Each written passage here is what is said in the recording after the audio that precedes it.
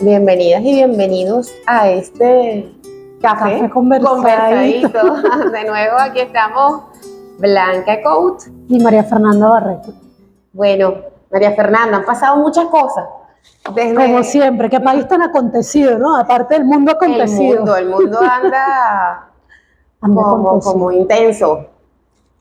Pero lo más intenso en los últimos días ha sido ese cambio de gobierno en los Estados Unidos. En los días previos a la entrega de Biden a Trump, que tomó un montón de medidas, que luego Trump ha venido reversando, el cese al fuego en Palestina y ese discurso inaugural de Donald Trump en su regreso a la Casa Blanca. ¿Lo viste? 2 tomas de posesiones. Ajá. El 10 de enero, la de nuestro presidente Nicolás Maduro. Una fiesta, sí. Una movilización gigantesca. Cuando había todo el presagio, la amenaza de que iban a llegar, que venían todos los señores estos que han sido trágicos para sus países y que pretendían venir a imponer violencia, muerte en nuestra nación, resulta que fue una toma de posesión hermosa en el Salón Elíptico, con la participación de un pueblo celebrando la paz. Mucha participación popular. Extraordinario las movilizaciones. Sí. Y luego la payasería y el colmo de todo el montaje con el que pretendieron intentar opacar el triunfo, la victoria de la paz, de la vida, la victoria de la revolución bolivariana. Eso pasó aquí. Y quedó en evidencia todo el montaje y como la verdad es que era una cosa tan penosa todo lo que habían intentado, de que lo secuestraron, de que le dispararon, de que estaba retenida, de que se le perdió la cartera, que el señor inmundo venía, que no llegó, que no lo dejaron entrar, pero que él quería, pero todo esto pasó. Pero realmente lo que fue mostrado al mundo es la estabilidad, la profundidad de la democracia venezolana. La otra toma de posesión es la del señor Donald Trump, que fue basada en el horror y el miedo. Un señor dando un saludo nazi, el otro diciendo que ya no se llaman los países ni los territorios como se llamaban, que ahora eso es de él.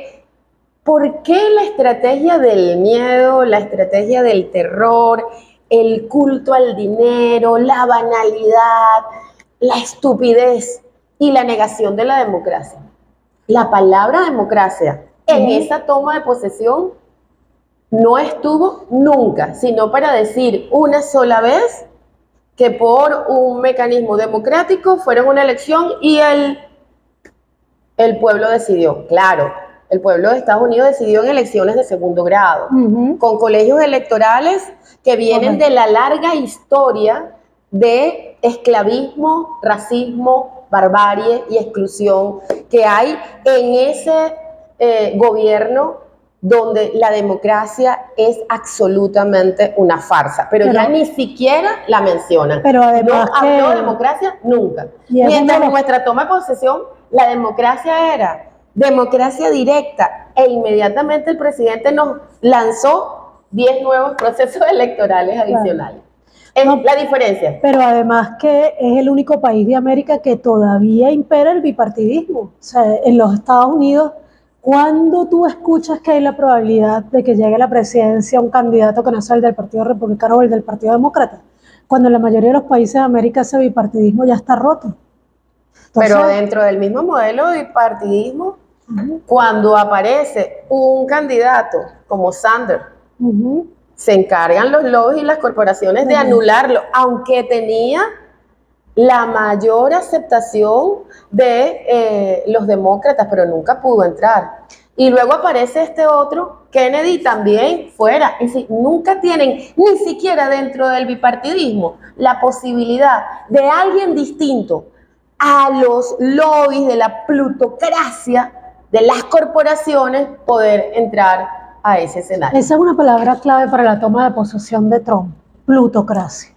Vimos ahí los rostros de los hombres más ricos de las corporaciones occidentales, por lo menos, ¿no? Vimos al amigo de Venezuela, Elon Musk, al hombre que... Ahora nazi abiertamente el señor. Sí, Qué pero patético. que además Qué patético. está actuando cada vez más evidentemente como dueño del mundo.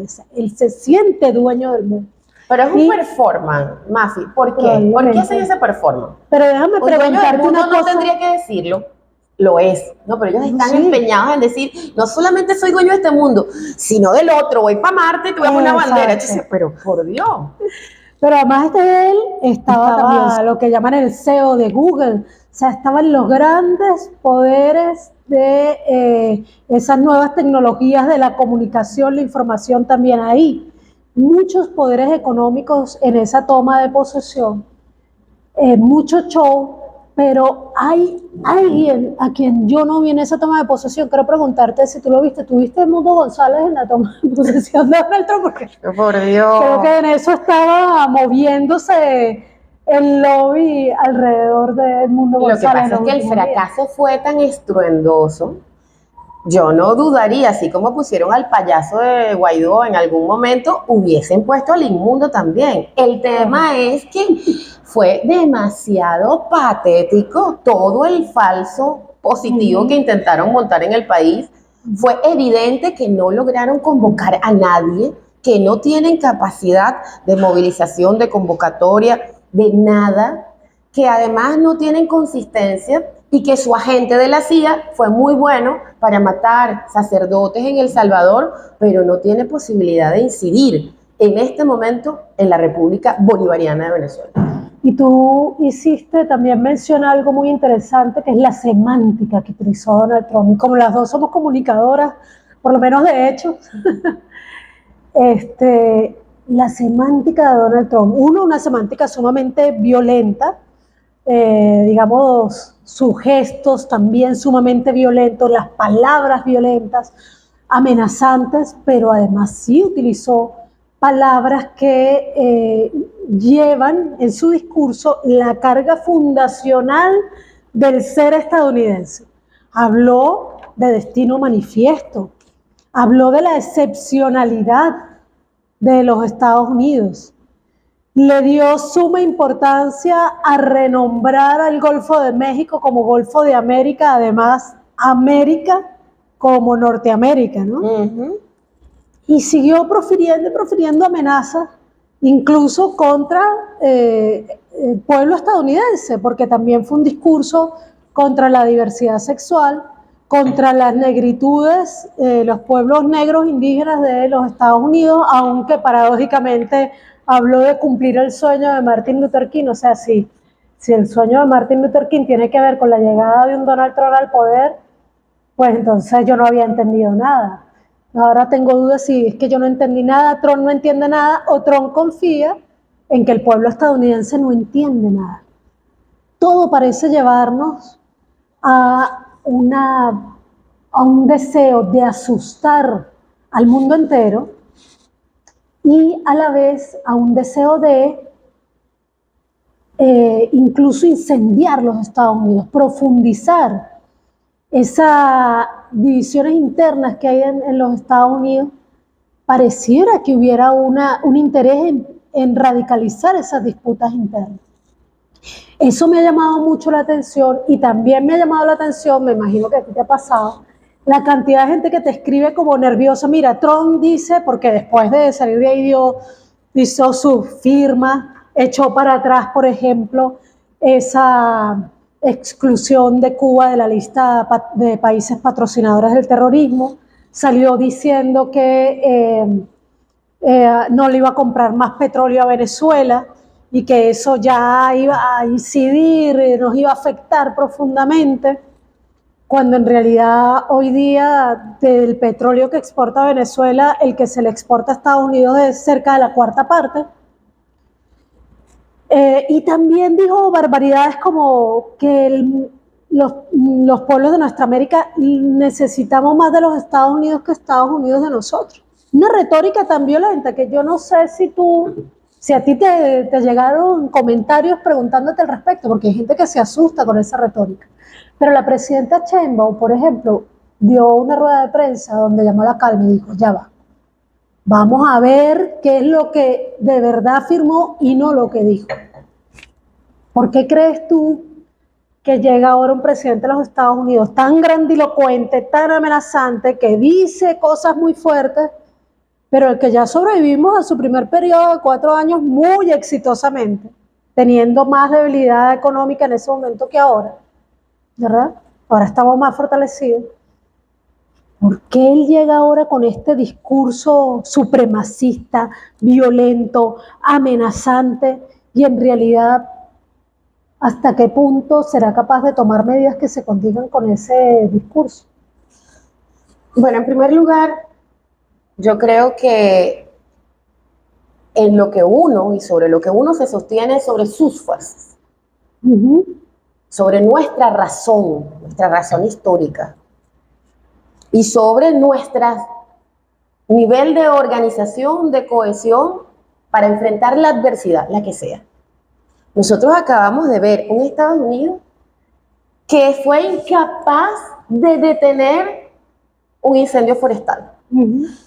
Y uno entiende su conducta ante el huracán Katrina, porque eran territorios a los que ellos más bien querían desalojar población, o cómo han atendido los huracanes en Puerto Rico, cuando ellos quieren despoblar Puerto Rico de su población original para luego traer estadounidenses blancos a ocupar esos territorios, porque nunca han podido borrar la identidad de los puertorriqueños, por lo cual quieren generar las condiciones de imposibilidad de vida en Puerto Rico que permitan una migración hacia allá, a ser esclavos en Estados Unidos, como dice la periodista Elena Villar, y poder poblar Puerto Rico de estadounidenses blancos. Me hiciste acordar de la imagen de Trump lanzando papel higiénico. Lanzando papel toalé. Nosotros vimos en este momento, no tratando a territorios que ellos quieren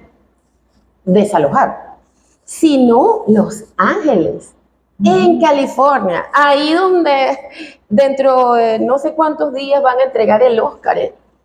La casa de los ricos más ricos no podían detener un incendio. No tienen la capacidad de atender a su población porque es un régimen plutocrático, profundamente antidemocrático, donde la población tiene que ser controlada a partir de la represión brutal, como la hemos visto, cómo matan personas poniéndole la rodilla en el cuello, cómo se terminan policías disparando a diestra y siniestra contra población civil indefensa, sino también con fentanilo, para que su juventud termine absolutamente minimizada a partir de esa imposibilidad de ser un ser pensante, consciente y activo dentro de la sociedad. Una sociedad adicta. Pero además, el tratamiento de la pandemia, que fue un plan de exterminio de la población adulto mayor y las personas que tenían alguna condición de salud. Entonces, es una sociedad no solo en decadencia, es una sociedad absolutamente en una crisis de deterioro y es un estado fallido. Estados Unidos es un estado fallido. No puede resolver al final. Tenía que México ayudarle a pagar los incendios, Canadá ofreciéndose. Irán dijo, bueno, yo puedo atenderlo. Entonces, ¿por qué necesitan hacer este performance? Y yo aquí lo mencioné la otra vez cuando hablamos del ALCA, pero aquí quería literalmente tomar el texto del señor Thomas Jefferson, de los padres fundadores de Estados Unidos. Mira cómo dice: nuestra confederación debe ser considerada como el nido desde el cual toda América, así la del norte como la del sur, habrá de ser poblada. Es decir, para ellos nosotros no éramos población. No venían ni a dominar ni a conquistar, venían a poblar. Por lo cual su plan sigue siendo el de exterminio. Más cuidemos de creer que interesa a este gran continente expulsar a los españoles. Por el momento, aquellos países se encuentran en las mejores manos. Ellos necesitaban que se quedara el español, porque el español no era el pueblo originario que tenía identidad plena con la tierra y que era capaz de defenderla.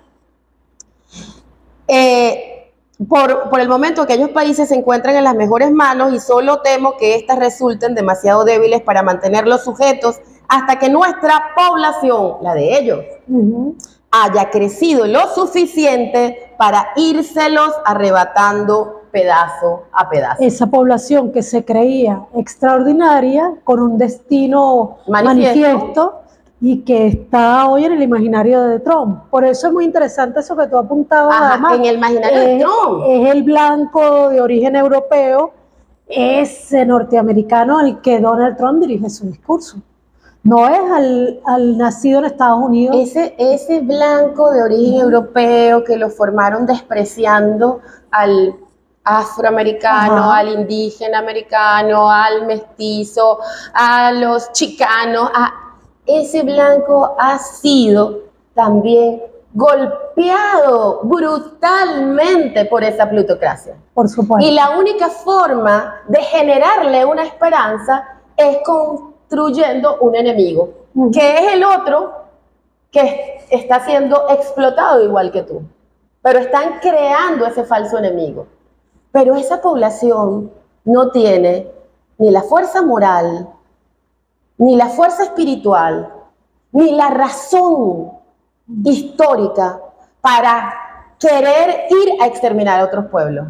Pero nosotros tenemos la fuerza moral, la fuerza espiritual y la razón histórica para defender la patria donde nacemos. Y lo digo, desde el Río Bravo hasta la Patagonia. Así es, correcto. Y ahí hay una diferencia enorme y no están calculando, como no calculó Jefferson la obra de Bolívar, como no se imaginaron en aquel momento Clinton lo que era la llegada de Chávez. Y hoy sí lo tiene claro Trump, por eso tiene que hacer todos estos aspavientos. Por eso tiene que ya no decir sueño americano, por eso tiene que salir como un monstruo a tratar de dar miedo para inhibir a los pueblos, porque la peor o la mejor guerra es la que no se libra. Él pretende, y lo dijo además, es lo que hizo, las guerras que no iniciaremos. hizo con TikTok. Yo te saco no sé qué más, no sé qué más. Bueno, ya hemos llegado a un acuerdo. Ahora TikTok está, pero el 52% es mío. Yo no te voy a invadir y no sé qué más, pero entrégame el Golfo de México. Entonces, al final pretende, a partir de atemorizar el tigre de papel, esperar que los pueblos se entreguen. Pero también es cierto que el fascismo, que además el propio presidente Nicolás Maduro lo ha venido ubicando así, ¿no? El fascismo emerge en crisis del sistema capitalista. Y el discurso fascista se vuelve popular en las crisis del capitalismo. Es un discurso de odio, violento, un discurso que raya incluso en lo maleducado, porque esa ha sido parte de la resistencia de esos sectores del Partido Republicano a los que no les gusta Donald Trump. Donald Trump se parece a Milei, por ejemplo, ¿no? Grita, hace show, dice malas palabras, insulta, descalifica sin dar argumentos reales y no le importa porque es esa ira una herramienta para cooptar el descontento del propio pueblo estadounidense, que hace mucho tiempo que está molesto con la clase política y en particular a ese obrero blanco estadounidense que hace mucho rato que está viviendo agobiado por su propia inflación interna, sobreexplotado, discriminado también por la plutocracia. Y Trump es tan consciente de que lo que hace es un show y de que el imperialismo necesita un show, que una de las primeras medidas anunciadas fue nombrar a Sylvester Stallone, a Mel Gibson y a otro señor como encargados de rescatar la industria de Hollywood. O sea, ¿cuándo he visto un presidente de los Estados Unidos? Se podría entender a Ronald Reagan, hijo de Hollywood, pero que le dé tanta importancia a Hollywood, porque quieren recuperar también su industria del entretenimiento, que ha sido un sostén importante. Pero ¿será que van a volver al macartismo? ¿Tú te acuerdas cómo se generó toda una estrategia justamente para que cualquier posición medianamente crítica en esa industria del cine desapareciera. Es y que la eso es lo que persecución parece fue estar ahí. terrible. Es porque Es la tú sabes la radicalización. cantidad de huelgas de guionistas, de directores, de actores y actrices que se han realizado dentro de Hollywood en estos últimos años. Enorme la cantidad de protestas, de movilizaciones y de huelgas de guionistas en Estados Unidos. Y está revirtiendo derechos de las mujeres, está revirtiendo derechos que le han costado bastante también a la comunidad de la sexodiversidad, pero también está revirtiendo derechos de los pueblos negros, de los pueblos indígenas que ellos llaman nativos americanos. Ya anunció, por ejemplo, que va a salir adelante el fracking, que va a promover el fracking, y eso va a sacar también a las calles a los ecologistas. Aparte también a los pueblos indígenas, porque mucho de ese petróleo está sobre tierra, bajo tierras indígenas. Pareciera que esa exacerbación, esa macartización que tú nombras, fuera parte del plan de Donald Trump. Profundizar las diferencias internas en los Estados Unidos, confrontar otras posiciones, otro modo de ver el mundo y caotizar los Estados Unidos de un modo que le permita finalmente a las grandes corporaciones dirigir lo que antes fue un Estado. O no sé si estoy exagerando mi visión, pero es que no puedo creer que Trump no vea lo que creo que todos estamos viendo, y es que hace mucho rato que hay como una guerra civil en ciernes en los Estados Unidos, y que eso incluso puede ser favorable para los pueblos de nuestra América en primer lugar, que somos las primeras víctimas y los primeros amenazados por este gobierno. Fíjate, tú lo decías cuando comparabas a Trump con Milei. Hay una estrategia, claro, y es esta onda que es terrible, porque además el uso que hacen de la palabra, ¿no? El secuestro de la palabra, libertaria. Sí. Los neoesclavistas hablan de una especie de modelo que surge y es la onda libertaria. Sí. Entonces, esto que es esa experiencia terrible en Argentina, con aspavientos, con sierras eléctricas y además luego haciendo todo un escándalo del éxito económico maravilloso que ha sido justamente vender a Argentina al Fondo Monetario Internacional, entregarla, regalarla, por eso no ha sido venta, ¿no? Eso es el mismo estilo que están usando, pero ahora a nivel global. Es decir, para ellos la toma de posesión en Estados Unidos no es Estados Unidos. Para ellos esto es él se asume ya imperio total y habla como dueño del mundo. Porque la idea es dividir, divide y vencerá. Es una premisa que los imperios han mantenido a lo largo de siglos. Y ahora, después de haber logrado, en el momento que tú fracturas, que perdamos el horizonte estratégico y nos quedemos en la lucha pequeñita y en muchos casos financiadas por ONGs que determinan qué investigamos, cómo hablamos, cuáles son las propuestas que decimos, que nos ponen la agenda. Después de esa fractura, ahora vienen con la acción total contra una humanidad, pretenden ellos, dividida en pedacitos, donde ya no hay utopías, ya lo habían declarado, ya no hay ideologías. El libro de Fukuyama de El fin de la historia. El fin de la historia y el último hombre, literal, para que no te quede duda, es decir, no hay más, es el exterminio también. Entonces, ellos hacen todo el plan, nos ponen la agenda, dividen a los pueblos, perdemos el horizonte estratégico, no hay ideología, es el fin de la historia, llegamos hasta aquí y ahora vienen a tratar de que retrocedamos a la esclavitud. Eso es un plan, pero eso es inviable absolutamente. Claro. Y una de las cosas que lo hace inviable es que exista Cuba, es que exista Venezuela. Es Por que supuesto. tenemos proyectos que no están dirigidos a una parcialidad, sino a la totalidad, a la democracia, al ser humano asumiendo su destino colectivamente, a la construcción de un mundo de solidaridad, de paz y de vida. Cuando tú a esa agenda brutal de guerra le respondes con historia, con ideología, con el sueño colectivo, con la experiencia de resistencia de siglos y con la unidad de los pueblos, toda su estrategia se cae.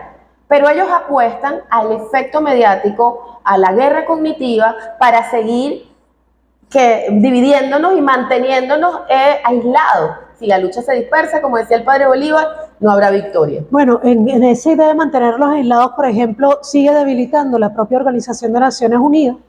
Retiró a Estados Unidos de la OMS y con eso retira el financiamiento principal también de la OMS.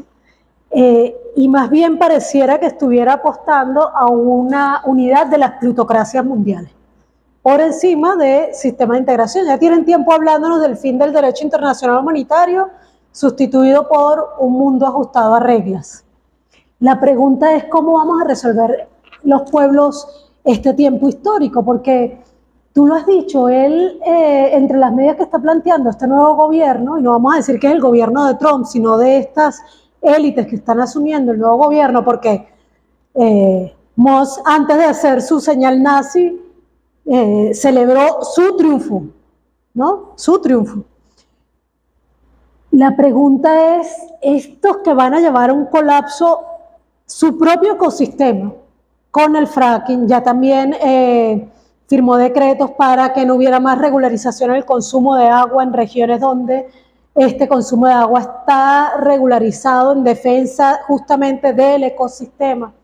¿Y qué vamos a esperar que respete el ecosistema nuestro, sus corporaciones en nuestro continente? ¿Qué vamos a esperar que respete nuestro ecosistema, un mus desesperado por el litio, por ejemplo? ¿Hasta dónde vamos a soportar eso y cuál va a ser nuestra respuesta? Porque es cierto que hay proyectos históricos triunfantes como el de Cuba, como el de Venezuela, Nicaragua, que han logrado sostenerse en nuestra América, pero también hay pueblos en lucha en Panamá, en Colombia, en México, por supuesto, en toda Mesoamérica, en toda América del Sur, en Argentina misma, donde hay gobiernos subordinados, pero hay pueblos en lucha. ¿Cómo vamos a responder? Pensaba yo en esa realidad de que el enemigo une. ¿Será posible que un imperio desatado, con una doctrina Monroe que él mismo relanzó en 2018, porque le gusta utilizar esas palabras clave, en 2018 la Asamblea General de Naciones Unidas dijo, vamos a relanzar la doctrina Monroe. Se viene ahora con fuerza, según él, a recuperar el canal de Panamá, ¿verdad? Se viene también, él dice, a expandir su territorio y uno dice, bueno, si vas a expandir el territorio estadounidense más allá de Groenlandia, también puede pensar en seguir robando territorio a México, porque ya sabemos que buena parte del territorio estadounidense se lo robó a México. ¿Qué respuesta van a dar nuestros pueblos? Tiene que ser una respuesta de unidad, debería ser una respuesta de unidad. Nuestros recursos deberían servir para fortalecer nuestras propias economías y no para seguirlas entregando a los Estados Unidos, porque la realidad es que ellos nos necesitan más a nosotros que nosotros a ellos. Eso es tan importante y tan estratégico y tan... Yo, como decía la otra vez, sigo dando gracias a Dios que al frente de la República haya un hombre que responda y obedezca a su pueblo. En el caso nuestro, Nicolás Maduro. ¿Sí? Cuando hay un ser humano, o Claudia en México, que asume que su papel es la defensa de su pueblo, eso retrasa, impide y logra efectivamente que cualquier aspiración imperialista sea derrotada. Y eso es clave, es clave. Hay otros pueblos que necesitan recuperar esos espacios de poder. porque los traidores hacen mucho daño. Ujú. El tigre de papel no podría contra nuestro pueblo si tuviésemos gobiernos que se parecieran a su pueblo, que respondieran a los intereses de su pueblo. Lamentablemente, tenemos gobiernos como el de Ecuador o como el de Argentina. Es terrible. Pero yo aquí te digo lo que nos dice el padre Bolívar. Este libro tienen que buscarlo. A ver, ¿Cuál es? pueblos libres vencen a imperios poderosos. Y fíjate lo que le dice el padre Bolívar al señor Irving, a la gente gringo que pretendía venir a humillar a Venezuela. El valor y la habilidad, señora gente, suplen con ventaja al número. Infelices los hombres si estas virtudes morales no equilibrasen y aún superasen las físicas. El amo del reino más poblado sería bien pronto el señor de toda la tierra. Eso es lo que aspira Trump. Por fortuna, se ha visto con frecuencia un puñado de hombres libres vencer imperios poderosos. Y lo está demostrando África. África está mandando a Francia que se vaya, porque ahí es donde queda claro que África no necesitaba a Francia. Que es lo que te dicen, no, América Latina necesita a Estados Unidos. Por Dios, por Dios. Si algo necesita Estados Unidos es que no hayan plutócratas, corporaciones criminales y lobbies gobernándolo. El pobre pueblo de Estados Unidos necesita vivir experiencias como la que ha desarrollado América Latina, modelos de democracia participativa y protagónica. Y cuenta el pueblo de Estados Unidos que nosotros seguiremos dando el ejemplo y ayudaremos en todo lo que se pueda para que haya democracia en este mundo. Y nos dice, así como nos dice el padre Bolívar, sería también una frase de nuestro comandante eterno, que lo tenemos aquí porque nosotros volvimos al café del arañero. Aquí estar con Chávez es para nosotros. Y porque estamos con Chávez y estamos ahí frente al Panteón, con Bolívar también con nosotros. Así que en esto quiero citar a el padre Bolívar. El padre Chávez. Chávez es nuestro comandante eterno y es hermano, es compañero, es amigo, es padre. Los que creyeron que inoculando la enfermedad él se iba de nuestra vida, no, lo hicieron inmortal y está más vivo que nunca. Y así como hoy atacan a Bolívar, pretenden borrar a Chávez de la historia. Pero no van a poder ni podrán, porque Chávez somos todos y todas. Y aquí les digo esto que dice Chávez. Dice, la verdadera guerra que necesitamos es la guerra contra la miseria, contra el hambre, contra la pobreza. Esa es la guerra que pedimos, esa es la guerra que exigimos, eso es su objetivo.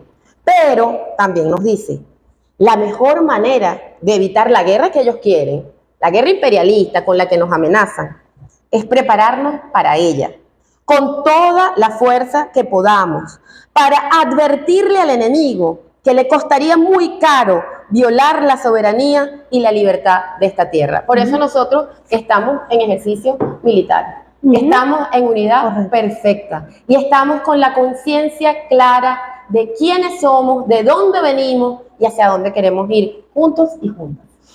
Ante un discurso sumamente violento, supremacista, racista, xenófobo, y haciendo el análisis semántico ese que uno intenta hacer sesudo, yo recordaba una frase muy venezolana, y es que deseos no empreñan. Una cosa es querer someter al pueblo venezolano, querer someter a los pueblos de nuestra América y del mundo. Una cosa es querer acabar con el pueblo palestino, por ejemplo, y otra cosa es lograrlo. La resistencia que seguimos demostrando los pueblos es infinita y es admirable. A mí me resulta admirable, aunque también soy parte de ese ejercicio de resistencia cotidiana. Tú ves atrás momentos más difíciles que ha pasado Venezuela, el 2016, 2017, y uno se tiene que enorgullecer hasta de una misma, ¿correcto? Uno dice, ¿cómo sobrevivimos si no había ni un acetaminofén cuando nos dolía la cabeza? No había café, ¿te acuerdas? Uno caminaba y no encontraba café y aquí estamos. Y seguimos resistiendo y seguiremos resistiendo a todos esos discursos violentos y esas operaciones mediáticas terroristas que se tratan de imponer sobre la realidad, porque tenemos una convicción muy profunda del amor a la vida. Porque tú lo decías al principio, y creo que lo mencionamos en el programa anterior, el capitalismo es muerte y siembra amor a la muerte. Y la alternativa, el socialismo, la lucha de los pueblos, es una lucha por la vida. Y si tenemos la vida de nuestro lado, si lo que nos guía es el amor, si lo que nos guía es el deseo de nuestro sagrado derecho a vivir en paz, yo creo que hay que bajarle dos al temor que puedan infundir las palabras de Trump, examinar bien realmente qué es lo que su gobierno va a establecer como política, en particular con Venezuela, pero seguir recordando que es verdad, nosotros no dependemos de los Estados Unidos. Es los Estados Unidos, desde su fundación, la que depende de nuestros recursos. Es toda Europa la que ha dependido de robar a África, a América, a la misma Construyeron Asia. su modelo y su modernidad a partir del saqueo. Todo, y el estado de bienestar. Y son tan ineptos que nos saquearon 500 años y todavía no logran mantenerse solos. Siguen siendo dependientes de nuestra América y de nuestra madre África. Y de Asia. Son unos ladrones, pero un día de esto, esa plutocracia, esas corporaciones entenderán que la humanidad, otra vez, como decía el Che, ha dicho basta y echado a andar. O no lo entenderán, pero ya no tendrán el poder para hacer otra cosa que resignarse.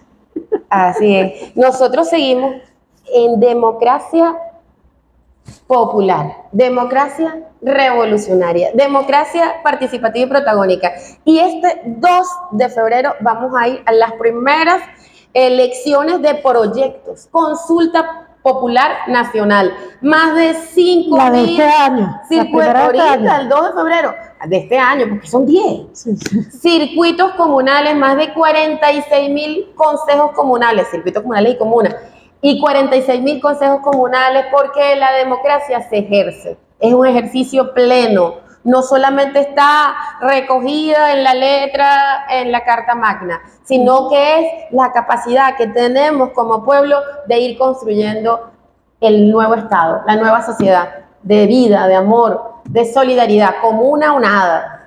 Seguimos en pie de lucha y sin miedo, nervios de acero, y nosotros seguiremos conversaditos. Con la izquierda. Conversadito. Salud.